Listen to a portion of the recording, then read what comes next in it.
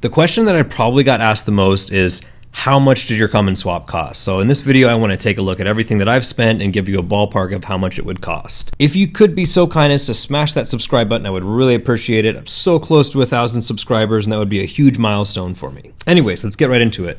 I paid $3,000 for my 94 Ram 2500 two-wheel drive NV 4500 truck.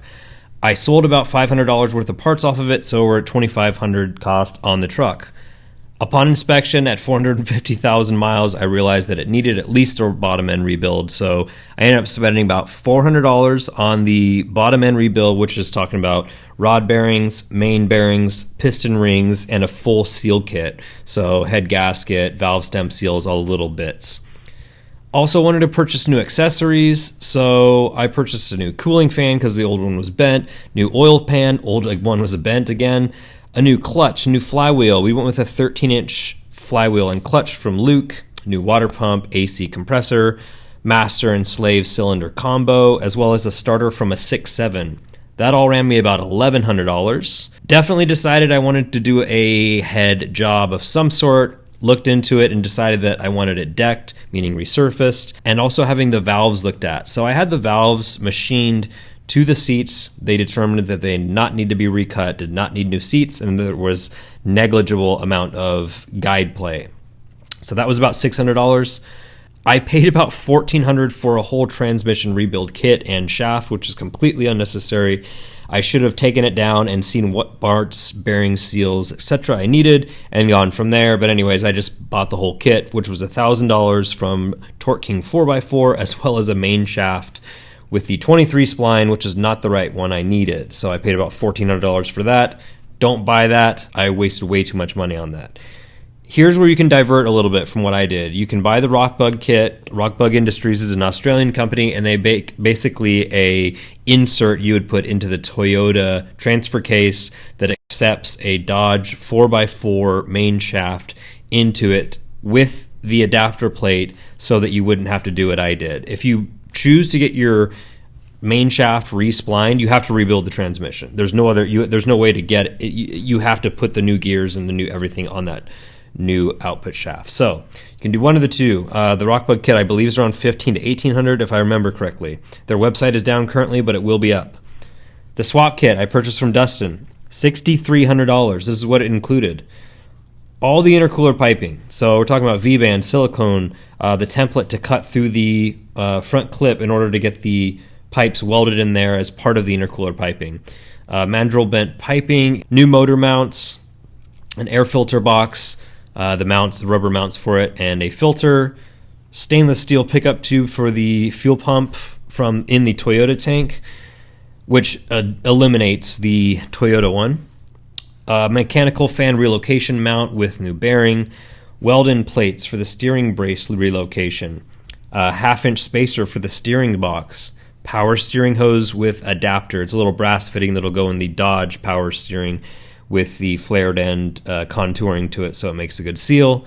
Adapters to fit the two Toyota sensors, the coolant sensors that I wanted to retain, into the Cummins head. Cummins accessory mount bracket. This is something you can purchase from Adventure Vehicles Northwest. They're going to be similar in design and style. I really like this one because it allows the top part of the radiator hose to be clockable. It came with the serpentine belts and all the associated pulleys. Also came with a machined harmonic balancer for the tach sensor. This came with 3 targets on the crank pulley, basically, with a sensor so that I can get RPM readings even though it's a Cummins pulley. The Toyota's looking for 3 targets. You can also use a decoded digital box, which is going to take a signal wire from your alternator, and you're going to have to do some research on how you would translate into your RPMs. Mitchell Stencil and Matt Blum will be doing this soon, and I'll get some information and updates on that for you. I went with a 1-inch body lift that was included in this kit. There's some controversy over that. People don't like the way it looks. I can barely tell the difference, to be honest. My truck was already lifted like 6 inches anyway, so I could really care less. It provided much needed space in the transmission tunnel for the bell housing, also the shifter itself. The kit also came with an NV 4500 main shaft with 19 splines. It had been milled down slightly. Some people have commented on the structural integrity after it being milled down. I can assure you there's nothing to worry about. And the adapter plate needed. Now, the adapter plate and the motor mounts and the way that the transmission relates to the Toyota transfer case all need to be in sync and have tolerances together, so you can't mix and match really, or your engine and your transmission and everything are going to be out of balance or wonky. Transfer case shifter relocation. This allowed for the transfer case shifter to be put right behind the NV4500 shifter itself. I really like the engineering and the thought that went into it. It mounts right on top of the NV4500 and looks great. Also, the NV4500 relocation mount. This is going to mount directly to your Toyota cross member where your automatic transmission mounted to, but it's going to move your transfer case back a little bit. But the way it fits just looks absolutely perfect and mint. I really like it. And last but not least, the center console, which is being worked on right now. The reason I haven't finished sealing the transmission tunnel is because I'm waiting for that center console to come in so I can make it look nice. Now let's get on to the unnecessary stuff. From Power Driven Diesel, I spent about $1,100, so I bought the AFC Live. It's basically an in-cab fuel tuner. And with that, you have to buy the Max Travel Kit, the AFC Live Foot. I also purchased 7mm delivery valves. They control how much fuel is being delivered out of the valves from the injection pump, and the 7mm is a little bit smaller than the regular, so it provides a higher injection pressure. You're going to need a delivery valve socket in order to get these off, which was $70 from Power Driven Diesel, which is just makes me cringe having to purchase that, but there's no way to get them off otherwise. I used a magnetic degree wheel from Power Driven Diesel for $30 in order to time my engine about 7 degrees advanced from where it is stock. So stock's 12.5, I'm at about 19.5, which is probably a little aggressive, but it's fun, so whatever. I also purchased 60-pound valve springs in order to prevent valve float from 3,000 to 4,000 RPM, and you're going to need an in-chassis valve spring compressor at $50 from Power Driven Diesel if you want to do that with the head on. So again, that was about $1,100 from Power Driven Diesel. From Amazon, I purchased 4K governor springs for I think $25 and a Max Travel rack plug for $15.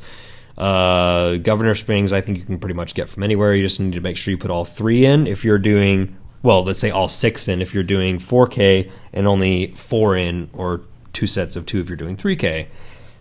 New pedal. Paid about $200 for one being shipped from Australia, which is from a right-hand drive. Doesn't fit the most perfect, but it fits for me. I have big feet and it was still fine. Fit well with the Dodge master cylinder. Had to do a little bit of drilling and fabrication for that, but it works fine. On Amazon, I spent about $130 on a glow shift EGT gauge and $45 on a boost gauge. Other miscellaneous things, I put fluids. You're talking manual transmission fluid, coolant, oil, power steering fluid. There's other things I think that's mainly the fluid you need, but so $400 for that. Hoses, $200. Hardware, about $300 for little miscellaneous bolts and nuts. New fuel and oil filter, $70. There's tons of other little miscellaneous things that I haven't mentioned here, but all in, I'm at about $15,300 with everything I've just listed. There's also, I don't know how many hours of cleaning, prepping, painting, all these little things that just add up time-wise. Whereas if you were to pay somebody to do this, I feel like you'd be in the $30,000 to $40,000 range. I mean, it's a big thing to undertake if you want it done right. And a lot of people would argue that I didn't even do mine right. I just chose to do it the way I did it because that's how I wanted it to come out. But I feel like $15,000 is kind of a middle of the range ballpark to throw at you guys. Yes, you can do it for less. I guarantee you Mitchell is going to do it for a lot less than I did, maybe in the $7,000 to $10,000 range, which I think is completely doable depending on what type of truck you buy and what accessories you choose to put on it. And then you can go up for it. You can spend $50,000 if you want to hand it off to somebody and say, you want it done this way. So anyways, I hope that answers your question, guys. Again, if you would be so kind as to subscribe and get us to 1,000 subscribers, that would be awesome. As with always, if you have any questions, leave them down in the comments below. I answer every single question from you guys. I appreciate them all and try to answer them as best as I can. Anyways, thanks for watching.